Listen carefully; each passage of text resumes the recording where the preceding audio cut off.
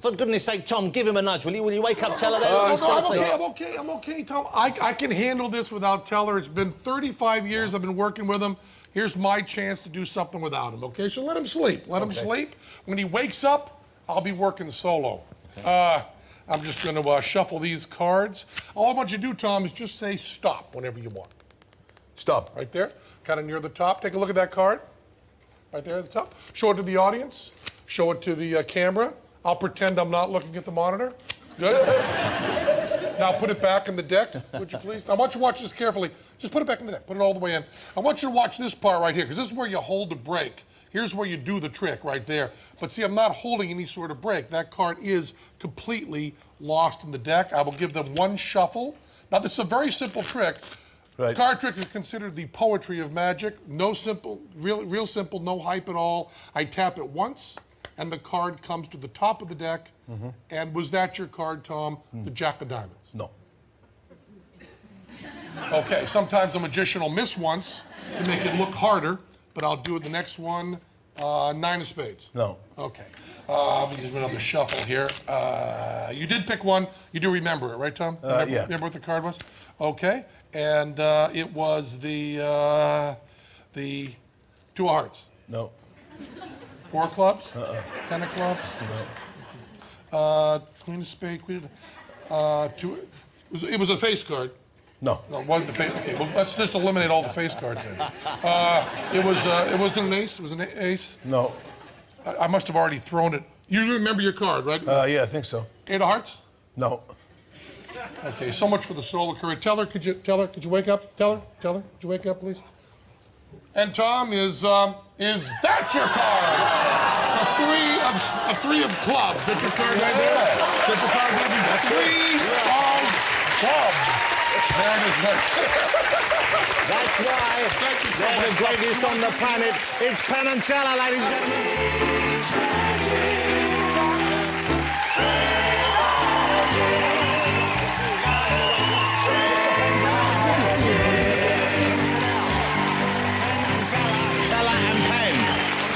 Anywhere you want to sit, it's fine with me.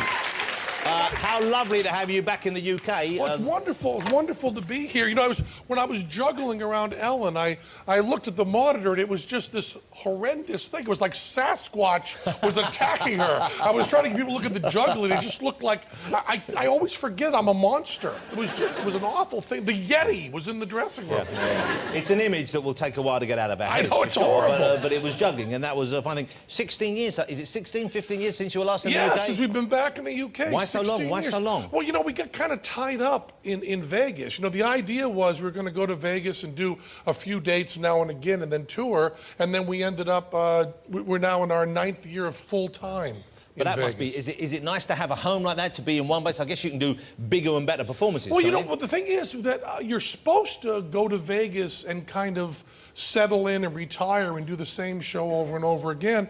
And we have done more new material in Vegas because we have a shop there, we have a crew to work with, and we have done about 5.5 hours of new stuff in just the just the years we've been in Vegas. So we're doing much more now than we did on Broadway or over here. Well, you've brought the show over here. I'm very excited to say 5 nights here in London at Hammersmith Apollo. I think they're sold out. I think they're pretty. No, I don't think it's quite sold out, but it's doing very well. Oh, it's going to be. I cannot wait to see you. I saw you live years ago in New York City when you had Mofo the monkey on stage with you, or the gorilla. Yeah, that was wait. What can we expect? What kind of things do people see on stage? Well, you know, the nice thing is we're doing a couple of things because we cannot, because of your laws, do the bullet catch. We can't bring our guns. Now this is when you. This is going back to Chun-Li. Is it? Yeah, Chun-Li, well, the old. Chun-Li Su died on stage doing it right here in London. I guess you haven't gotten over that, so you won't let us bring it in. I always wondered about, Chun-Li Su, like we do, got someone from the audience, had them examine the bullet, sign the bullet, load it into a gun, point it into the magician's face, fire it. And one night, the trick didn't go right on stage here in London. He fired the gun. The audience member fired the gun, shot Chun-Li Su in the face, and killed him. And I've always wondered about the policeman coming in afterwards going, okay, let me get this straight. You come up on stage, 3,000 people watching you, you signed the bullet, fired it, shot him in the face, killed him. Is that right? Yes, it is.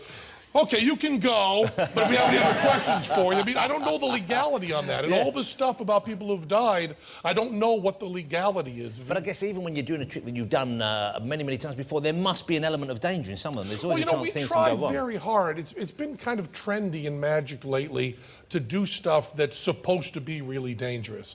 And I think that part of what you do is you try to do stuff that's really scary, but that the audience knows you're safe. It's a celebration of life, you know? So we do stuff that's supposed to be like a roller coaster ride. You know, you go on there and say, it feels like I'm gonna die, but if people really did die, the insurance rates would be too high. And it would be a bit of a downer at the end of the evening. Exactly, exactly. So we try to do stuff that Houdini's rule was he wouldn't do anything more dangerous than sitting in his living room. And we try to follow that rule. So we do stuff that looks really dangerous, but really isn't. Where do you stand on those people? Because I know you've always been very open about this is magic, this is trickery we do here. It's showbiz, we're doing it, and often you would even show how the trick worked doing it, which didn't, bizarrely, and you would think that would ruin it, but no, in a way it kind of enhances it, don't when you use transparent usually, the way you keep a trick secret is by having the method be really ugly, so that people don't want to figure it out on some level. So when we gave away tricks, we always designed and devised the trick to be beautiful to give it away, and it actually ends up fooling people more down the line, I think. And where do you stand on people like the other magicians who, of course, don't? I'm not saying they're necessarily saying this is for real, but you've got someone like, well, Copperfield is an out-and-out conjurer on stage, but you've got David Blaine, who does these stunts which are kind of meant to be, how's he doing it? Is it for real? Is it not? We've argued with David about that a lot. I mean, we love David's stuff, and he comes back and sees our show,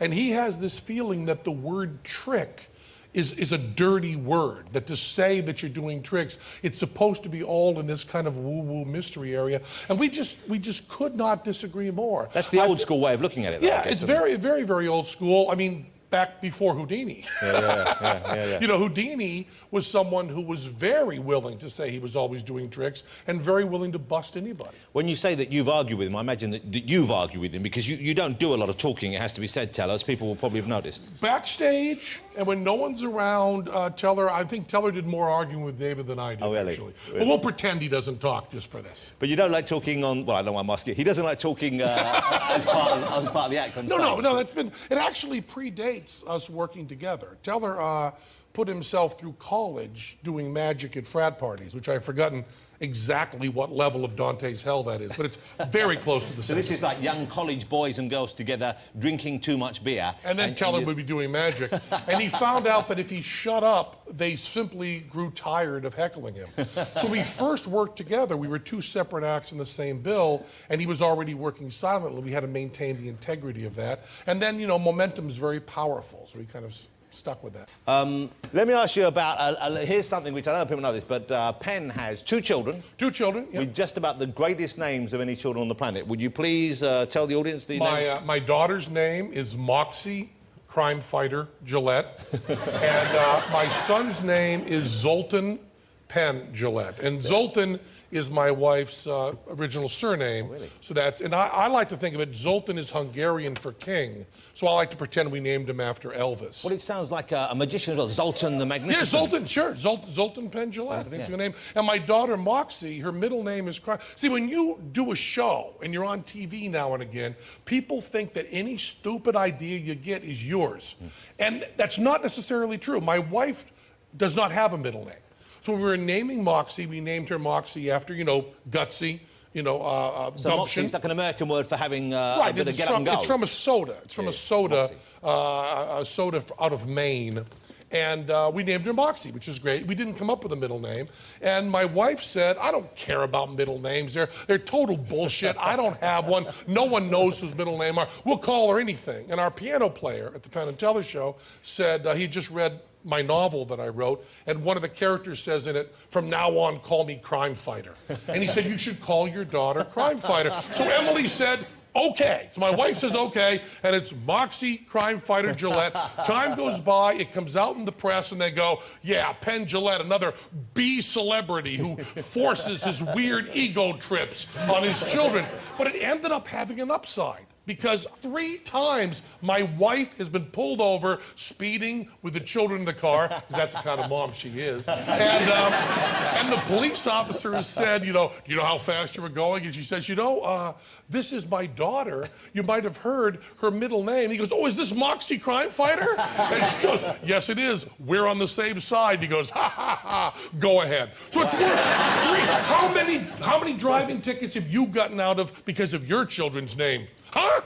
I just give them cash. Sure. We saved that cash. Mox got that for us. Here's what I want to say before you go. I can't wait to see you live again. We're hugely excited at my house to see you at the Hammersmith Apollo, ladies and gentlemen. You can get a few tickets left, but they will go real quick, especially after this show goes out. So make sure you get yourself one if you can. Please. Can I get you to do something else before you go? Do you have a little trick you can do for me? Yeah, we're going to do a classic of magic, which is the cups and balls. And years ago, we did a series of television shows where we saw magic all over the world. Went to Egypt, China, and India. And every magician we saw had a version of the cups and balls. And the trick all around the world didn't change very much, but the props did. And in China, they had these metal cups handed down generation. In India, they had these hand-carved wooden cups. But we used plastic cups because we were representing the United States of America. So these are the plastic we use. We also use for balls, we use tinfoil balls. So we have the totally American, totally disposable cups and balls. Goes like this. This is what it's done everywhere. Take the ball, we place it in our hand, we vanish it, and it appears underneath the cup. And that's the way it's done all around the world. You just take the ball, we place it in our hand, we vanish it, and it appears underneath the cup. Here's a little variation Teller came up with, where he takes the ball, places it in his hand, then shows you underneath the cup, yet it still appears underneath the cup. Now, if I did the center ball, place it visibly beneath the center cup, then do the side balls, put them anywhere we want, they still reappear beneath the center cup. You've already seen a little juggling here, but there's a little more of it. Then a giant ball beneath the center cup, one more giant ball on either side, and of course, for the finish, it's a baseball, as American as you can get.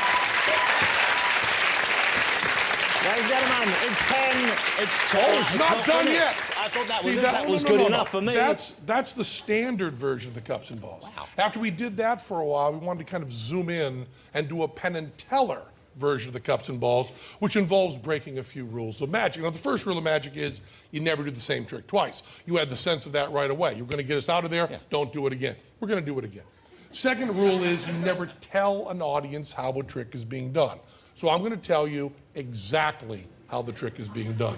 The third rule of magic is you never let the audience see your secret preparation. They must not know what is hidden in which pocket. And the fourth rule of magic is unwritten, but I think any magician in the world would agree with us in a second that you never, ever do the cups and balls with clear plastic cups. This is the Penn and Teller version of the cups and balls. We take the first ball, pretend to place it in our hand, having already snuck it beneath the first cup. Take the second ball, simultaneously secrete it beneath the cup, pretend to place it in our hand, and show it. Take the third and final ball, pretend to place it in our hand, pretend to shoot it at the cup, place it at the cup, and then secretly secrete it and reveal it. Now we're all set for the second half. 3 cups all loaded, 3 balls on top. The center ball, place the center cup. Each of the side balls, really put them away. We don't need them more. We have 3 duplicates in each center cup. With each of the balls that come over here. This is not juggling. This is called misdirection. For I look over here, Teller sticks the final ball under, 1 more on either side, and of course for the finish, it's an American baseball. It's a baseball. That's incredible. That's the finish. Penn and Teller, ladies and gentlemen, the greatest magicians on the planet. Thank you for being here. Great to see you again, Teller. Penn, how magnificent. Penn and Teller. Thank you, gentlemen. Wow.